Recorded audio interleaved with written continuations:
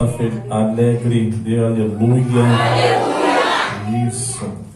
Fala pro irmão que está do seu lado, diga assim: que bom que você veio. Que bom que você veio. Porque Jesus vai falar contigo. Bem, meus irmãos, eu estou um pouco debilitado. Se andasse de resfriado, pegou muitas pessoas e eu fiquei com um pigarro na garganta, uma tosse. A gente toma xarope, faz algumas coisas. Eu já bebi acho que uns 2 litros de água e tem momentos que eu vou tossir, mas enquanto eu estiver tossindo, você dá glória. Mas eu não vou deixar de pregar a palavra do Senhor, amém? Já preguei a palavra banguelo, garganta inflamada, com febre, com dor de cabeça, cada garganta. Em nome de Jesus. Abra sua Bíblia, por gentileza, livro do profeta Jeremias, capítulo 1. Profeta Jeremias, capítulo 1. Estou feliz e honrado de estar aqui mais uma vez. Quando estiver fazendo as carteirinhas aí, pastor Antônio, faz a minha, tá? Amém. Essa aqui é a minha segunda casa. Já nem me apresenta mais como visitante, viu? O Lucas falou, nem os visitantes nem me apresenta mais. Eu sou de casa, né? Deus abençoe a vida dos pastores, de todo o ministério. Essa irmã Nayara que fez os convites. Deus abençoe a vida da igreja. Amém? Livro do profeta Jeremias, capítulo 1, verso 1, diz assim: palavra de Jeremias, filho de Ilquias, dos sacerdotes que estavam em dos sacerdotes que estavam em dos sacerdotes que estavam em na terra de Benjamim. A ele veio a palavra do Senhor nos dias de Josias, filho de Amon, rei de Judá, no 13º ano de seu reinado. Ele veio também nos dias de Joaquim, filho de Josias, rei de Judá, até o fim do ano 10º de Zedequias, filho de Josias, rei de Judá, até que Jerusalém foi levada em cativeiro no 5º mês. Assim veio a mim a palavra do Senhor, dizendo: antes que eu te formasse no ventre, antes que eu te formasse no ventre, antes que eu te formasse no ventre, eu te conheci, e antes que saísses da madre te santifiquei, antes que saísse da madre te santifiquei, e as nações te dei por profeta, e as nações te dei por profeta. Podeis assentar em nome do Senhor Jesus.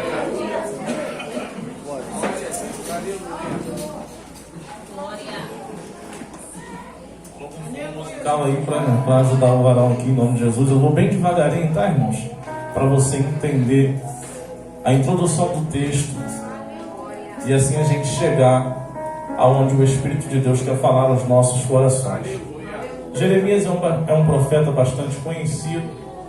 Jeremias, ele é um homem ao qual viveu um ministério diferente de todos os demais profetas, a saber que Jeremias ele foi levantado para pregar num tempo onde o povo estava distante de Deus, e por meio de Jeremias Deus vem falar com o povo, tratar com o povo. E muitas das vezes que Jeremias vai pregar ou vai profetizar, não vai ser recebido nas suas palavras, porque é bem verdade que quando alguém está sendo repreendido ou falando de algo que vai sobrevir sobre a sua vida acerca de castigo, ninguém quer ouvir. É bem verdade que ninguém quer ser repreendido ou corrigido. Mas o povo estava dentro dessa situação e por meio de Jeremias, Deus ele precisa tratar com o povo.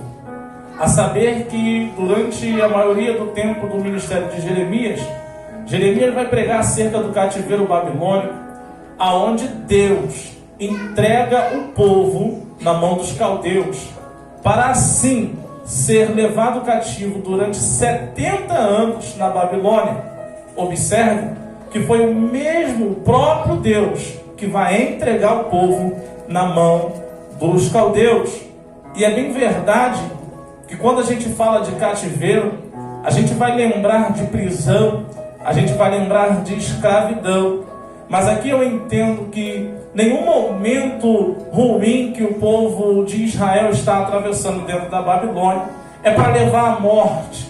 Porque quando Deus quer tratar com o homem, Ele trata nas suas demais maneiras, mas Ele preserva a vida. Então aqui eu já quero liberar uma palavra de Deus para as nossas vidas. De repente você chegou aqui hoje atravessando um momento muito complicado, muito difícil, a saber que você já indagou a Deus no seu coração, dizendo: Senhor, eu não estou aguentando mais. O porquê de tudo isso? O porquê eu tenho que ouvir isso? O porquê eu tenho que passar por isso? Mas é o próprio Deus dizendo para mim e para você nessa noite: ei, aguenta só mais um pouquinho, porque esse processo vai te levar àquilo que eu tenho de propósito para a tua vida. E é no meio desse processo que eu vou te fortalecer, que eu vou te ensinar, que eu vou endireitar a sua vida, o seu coração, os seus pensamentos, para que você venha tomar as decisões certas no momento em que tiver que tomar decisões. Pois bem, o profeta Jeremias, ele nos traz bastantes experiências, a saber que o seu livro é cheio de riquezas, cheio de visões, aonde quando Deus chama o profeta, Deus conversa com o profeta acerca do povo, acerca de tudo aquilo que o povo vem vivendo.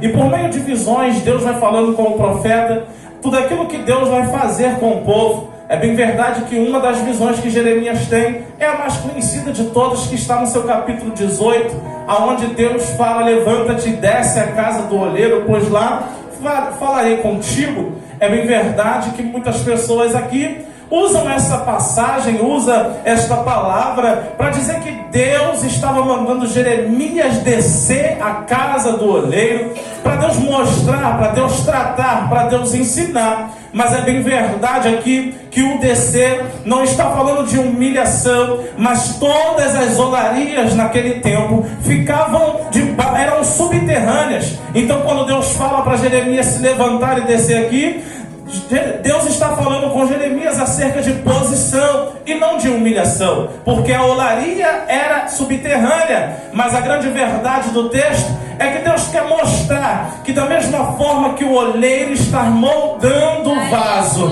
na mesma forma que o oleiro está trabalhando no vaso, o vaso se quebra na mão do oleiro. Observa que não é o oleiro que quebra o vaso, é o vaso que se quebra na mão do oleiro.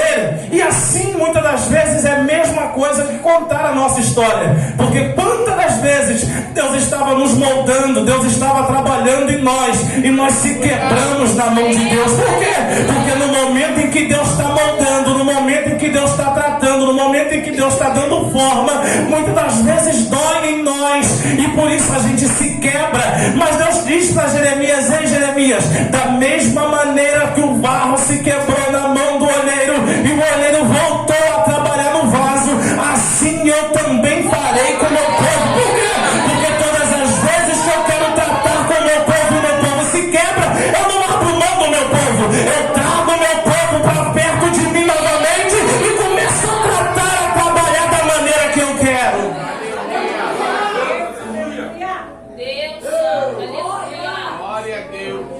Só que para quem olha para a história de Jeremias, pensa que a história de Jeremias começa no seu capítulo 1, no versículo 1. Mas a história de Jeremias começa ela muito lá atrás. É bem verdade que Jeremias está sendo levantado no momento onde o povo está vivendo um grau de espiritualidade muito baixo. Se corrompeu, está voltado aos ídolos. E é bem verdade que isso já vem passando de um tempo, porque todas as vezes que nós vamos olhar para o Antigo Testamento, nós vamos ver a história de Israel. E a história de Israel é falar de um ciclo vicioso. Um ciclo vicioso é aquele que toda pessoa vive dentro da sua vida quando tem dificuldade com alguma coisa. O ciclo vicioso que Israel vive para com Deus é que todas as vezes Deus levanta Israel passa um tempo na presença de Deus, mas com esse passar do tempo, Israel cai novamente. Quem olha para esse ciclo vicioso vai entender no livro de Juízes, porque dado ao livro de Juízes está o momento em que Israel está vivendo um tempo de decadência espiritual. E nesse momento onde Deus quer resgatar a espiritualidade do povo, Deus levanta juízes, Deus levanta homens, Deus levanta mulheres, como Débora, por exemplo, para estar trazendo o povo para perto de Deus, para julgar as causas de Deus. E todas as vezes que Deus levantava um juiz, o povo se voltava para Deus, o povo se aproximava para Deus. Mas nós sabemos que todo homem tem prazo de validade. O prazo de validade dele acaba quando ele vai se encontrar com o Senhor no seu espírito. E é bem verdade que quando os juízes morrem, o povo volta a transgredir a lei, a quebrar os princípios e a se afastar de Deus. Pois bem, quando nós olhamos para dentro desse ciclo, nós vamos ver em um momento em 1 Samuel capítulo 3, versículo 3 em diante, que Deus vai contar uma história. 1 Samuel vai contar uma história de um momento em que Israel está vivendo, e esse momento me chama muito a atenção. Por quê? Porque o texto vai dizer que antes que a lâmpada de Deus se apague. Observa aqui que o texto está dizendo que antes que a lâmpada de Deus se apague. Não é a lâmpada do templo, não é a lâmpada da casa, não, é a lâmpada de Deus. Por quê? Porque dado a Êxodo Levítico, quando Deus agora dá as direções a Moisés acerca do tabernáculo e dos utensílios, ele vai falar da menorá. E da menorá é aqueles 7 catiçais que precisam ser alimentados pelo azeite, que tem o seu pavio. E Deus vai dar uma ordem dizendo: olha, o sacerdote agora tem por serviço todos os dias limpar a menorá, limpar a haste aonde passa o azeite, e alimentar a menorá, o catiçal, com azeite, para que haja fogo todos os dias. E Deus vai dizer assim: porque a lâmpada arderá continuamente no altar e não se apagará. Nós vemos também no livro de Apocalipse, quando Deus fala à igreja de Éfeso, dizendo: aquele que está no meio dos 7 catiçais, e os 7 catiçais representam a igreja. Quem é Jesus aqui no meio da igreja? É o fogo, que é representado pelo azeite, que vem lembrando o Espírito Santo acerca da unção. Mas então aqui entenda, quando Deus está falando aqui através de Samuel, antes que a lâmpada de Deus se apague. Por quê? Porque tem um sacerdote que agora ele tem posição, mas já não está exercendo a sua função como deveria estar exercendo. Ele está abrindo mão das suas responsabilidades. E aqui está o momento caótico de Israel. Glória!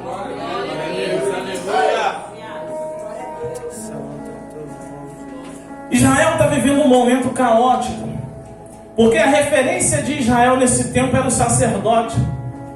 E o sacerdote tinha uma responsabilidade diante do povo. Só que o sacerdote aqui é Eli. A Bíblia vai dizer que Eli agora, todas as vezes que o livro de 1 Samuel vai falar de Eli, vai falar que ele está deitado ou sentado. Deitado ou sentado. Deitado ou sentado. E quem é que quando está deitado ou sentado está fazendo aquilo que tem para fazer? Quando alguém está deitado ou sentado, nada mais está fazendo a não ser estar num momento de estado ocioso. Não está resolvendo nada, não está fazendo nada. E ali agora está nesse momento. A Bíblia vai dizer que esse mesmo sacerdote ali tem conhecimento de que seus filhos, que também são sacerdotes, Ofni e Finéias, estão agora propagando o pecado dentro do templo, dentro do tabernáculo. A saber que o texto vai dizer que eles agora estão se prostituindo dentro da casa de Deus. E tem uma parte da palavra que vai dizer que tem dias que tem fila de mulheres na porta do templo. E não é para adentrar a casa de Deus, não, era para se relacionar com os filhos de Eli. Eli está tomando conhecimento de que seus filhos estão se prostituindo como sacerdotes. Além disso, quando o povo agora vem ofertar, vem trazer o sacrifício, a Bíblia diz que os filhos de Eli vão meter a mão no garfo e tomar da porção da oferta, do sacrifício que o povo está trazendo. Não é pecado isso aqui aqui porque o sacerdote ele tinha uma parcela, uma porção da oferta do povo. Mas o pecado aqui se constitui porque primeiramente era para ser oferecido a Deus e depois o sacerdote pega a sua porção. Só que os filhos de Eli estão chegando e antes de ser oferecido a Deus, antes de ser consagrado a Deus, já estão tomando parte da sua porção. E é bem verdade que aqui me lembra os dias de hoje, porque tem muitas pessoas hoje que querem usar da autoridade que tem, mas primeiro pensa em si próprio do que está pensando na igreja do Senhor, na parte que é de Deus, pensando mais em si do que nas coisas de Deus.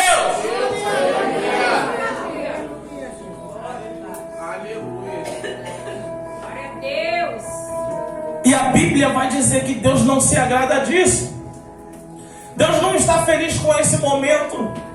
E é bem verdade que Ele está tomando conhecimento do que os seus filhos estão fazendo, mas não está corrigindo os seus filhos. Por quê? Porque Ele tem posição, mas não tem mais autoridade. Ele tem cadeira, mas não tem autoridade. Tem muitas pessoas que estão andando igual Eli no dia de hoje. Até tem posição, mas já não tem autoridade. Até tem cadeira, mas não tem mais intimidade. Eu vou repetir isso aqui, porque tem muitas pessoas hoje que estão mais priorizando ter cadeira, ter status, ter posição, do que ter intimidade com Deus.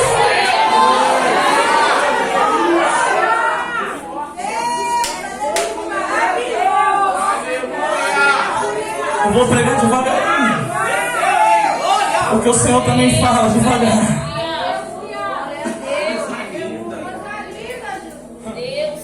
Tem um bocado de gente aí, irmãos, que está mais preocupado em ter posição do que ter intimidade. Está mais preocupado em ter status do que ter intimidade com o Senhor. E é bem verdade aqui que no capítulo 3 a gente vai saber que é o chamado de Samuel. A Bíblia diz que Deus grita o nome de Samuel por 3 vezes e Samuel se levanta e vai até Eli. Fala que eu estou ouvindo. E ele vai dizer: eu não te chamei. Samuel volta e fala, o profeta, fala sacerdote. E ele vai dizer: eu não te chamei. E aí da terceira vez ele vai dizer: olha, quando tu ouvir o teu nome sendo chamado de novo, diga assim: eis que o teu servo ouve. Por quê? Porque Eli até conhece a voz de Deus, mas já não ouve mais. Mas Samuel nem conhece, mas já está ouvindo o nome dele ser chamado. Eu vou liberar uma palavra de Deus aqui para a tua vida, porque tem muita gente que até conhece a voz de Deus, mas não está ouvindo o chamado de Deus há muito tempo. Só que Deus me trouxe aqui nessa noite para te dizer: de repente você nem conhece a voz de Deus ainda, mas hoje ainda Ele vai gritar o teu nome. Deus vai gritar o teu nome, Deus vai gritar o teu nome. Só quem vai ouvir a voz de Deus hoje, levanta a tua mão para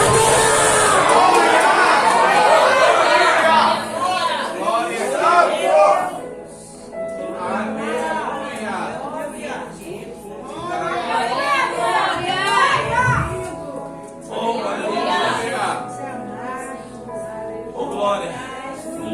Escute. Dentro desse estado, Deus levanta um profeta. O profeta vai até o sacerdote e vai dizer: olha, a partir de hoje, Deus quebra os teus braços. E futuramente Deus vai quebrar as tuas pernas. Por sacerdote. Porque viste o pecado e não bateu contra, não repreendeu. Porque tem muitas pessoas que é assim, irmãos. Tá vendo as coisas andarem errado. Tá vendo as coisas caminhar para o lado que não é para caminhar. Mas não se posiciona. Prefere ser omisso. E aqui a palavra bate um pouquinho em nós, para a gente largar a nossa omissão e se posicionar como homem, como mulher de Deus. Porque tem gente que quer profeta na casa do Senhor, aqui dentro é mole. Eu quero ver ser profeta dentro de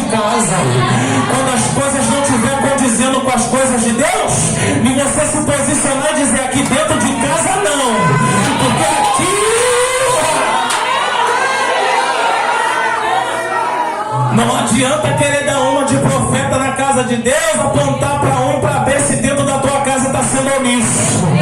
Então, se quer botar ordem, bota ordem dentro da tua casa.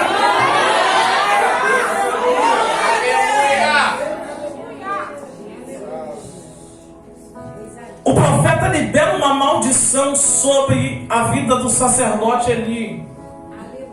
E o profeta vai dizer: ora, quando Deus levantou os levitas desde Arão, deu por sentença que perpetuamente a geração de Arão seria sacerdote, seria trabalhar no templo. Mas Deus volta atrás da sua palavra. E aqui vai um recado, que tem muita gente que acha porque quem tem promessa não morre.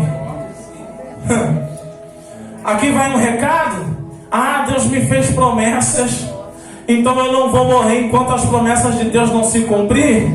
É melhor você se posicionar, porque não adianta querer ficar se defendendo atrás de promessa, não. Deus quebra aqui. A Bíblia diz que passado alguns dias os filhos de Eli vão para a guerra, e eles morrem na guerra. Quando o sacerdote Eli toma conhecimento da morte dos seus filhos, ele cai da cadeira e bate com a cabeça e também morre. A primeira parte da maldição lançada pelo profeta aqui, ela cai por terra, ela é executada quando Deus fala que vai quebrar os braços. Os braços do sacerdote Eli aqui eram os filhos dele. Ele já estava velho. Quem trabalhava para o pai eram os filhos. Deus quebra os braços do sacerdote Eli através da maldição liberada pelo profeta. E a Bíblia vai dizer que passa-se o tempo. Dentro desse mesmo contexto do livro de 1 Samuel, a Bíblia diz que vai se levantar Saul como rei. Deus rejeita o reinado de Saul. Nós conhecemos a história, eu vou começar a correr um pouquinho. E é bem verdade que agora Deus leva Samuel a ungir Davi. Quando Saul toma conhecimento de que Davi foi ungido, agora Saul vai procurar matar Davi. É bem verdade que tem momentos da fuga de Davi que ele vai se esconder junto aos sacerdotes. E quando agora Saul toma conhecimento de que Davi está escondido junto aos sacerdotes, Saul chama os seus soldados e vai até a terra dos sacerdotes e mata todos os soldados, todos os sacerdotes. Nós vamos ver isso mais à frente no livro de 1 Samuel. Quando Saul mata todos os sacerdotes, a Bíblia vai dizer que um escapa com vida, com 9 anos de idade.